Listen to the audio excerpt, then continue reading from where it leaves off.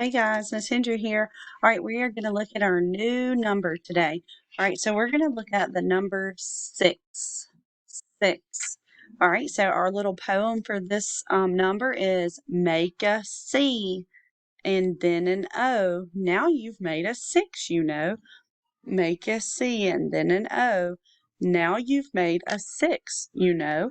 All right, so six. This is how you hold up six fingers. 1, 2, 3, 4, 5, 6. 6 fingers. All right. This is a tens frame with 6 dots. 1, 2, 3, 4, 5, 6 dots. A die with 6 dots on it. And then we have 6 hearts down here. 1, 2, 3, 4, 5, 6. Make a C and then an O. Now you've made a 6, you know. Bye, guys.